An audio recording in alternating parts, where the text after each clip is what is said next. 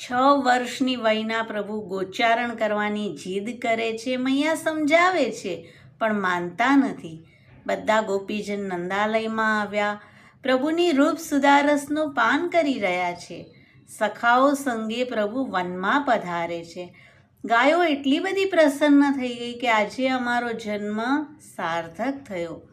વનમાં સખાઓ ફલ ફૂલથી શ્રી ઠાકોરજીના શૃંગાર કરે છે. શ્રી યમુનાજી રૂપી આરસીમાં પ્રભુ નિહાળે છે.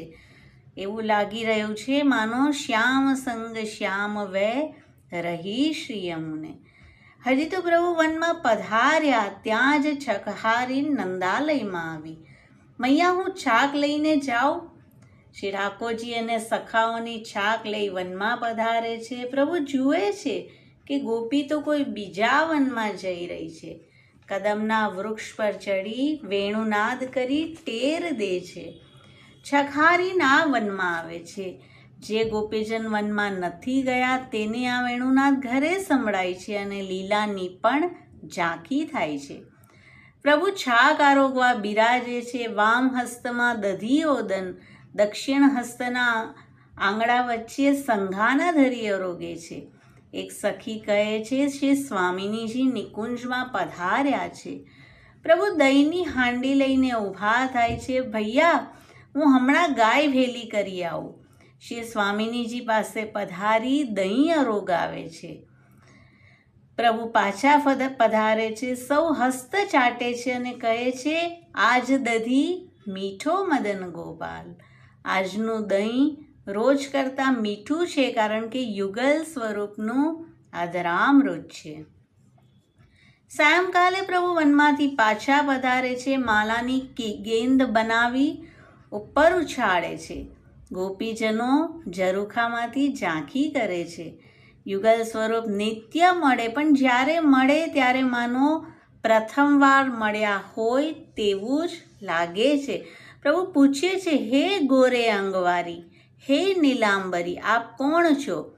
શ્રી સ્વામિનીજી બોલતા નથી. પ્રભુ પૂછે છે કોના બેટી છો, શું નામ છે? સ્વામિનીજી કેડ પર હસ્ત રાખી પૂછે છે આપનો પરિચય? પ્રભુ કહે છે અરે હમે ન જાનો. ब्रज में कोई ऐसो भी है जो हमें न जाने.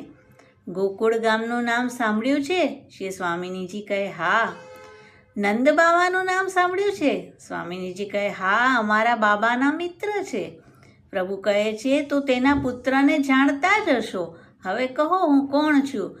સ્વામિનીજી કહે છે અમારા ગામમાં ચર્ચા થાય છે કે નંદ બાવાનો એક ડોટા છે જે ઘર ઘર માખણ ચોરી કરે છે.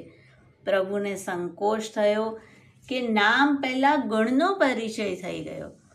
પ્રભુ કહે અમે તો તમારું કંઈ ચોર્યું નથી, માટે ખેલવા ચાલો. અને પ્યારીજુ પ્રભુ સાથે ખેલમાં પધારે છે. પ્રભુ નંદાલયમાં આવે ત્યારે પણ સખીઓ અનેક બહાના કરી પ્રભુને નિરખવા આવે. એક ગોપી કહે મૈયા મારી રવાઈ ખોવાઈ ગઈ, લઈ જાઉં. બીજી ગોપી દીપક લેવાને બાને આવે, માર્ગમાં વડો કરી પાછી લેવા આવે. એક ગોપી નંદાલયના દોરેલા ચિત્રોની સરાહના કરે. મૈયા ગાય, શ્રી યમુનાજી, વૃક્ષો બહુ સુંદર દોર્યા છે. બોલતા બોલતા કેવલ અને કેવલ શ્રી ઠાકોરજીને નિહાળી રહી છે. મૈયા કહે છે તે પહેલી વાર નંદાલયના ચિત્ર જોયા. પ્રભુ દરેકને ભાવ પ્રમાણે દાન કરે છે. ક્યારેક પ્રભુ કહે છે મૈયા હું કાલથી ગાય ચરાવવા જવાનો નથી.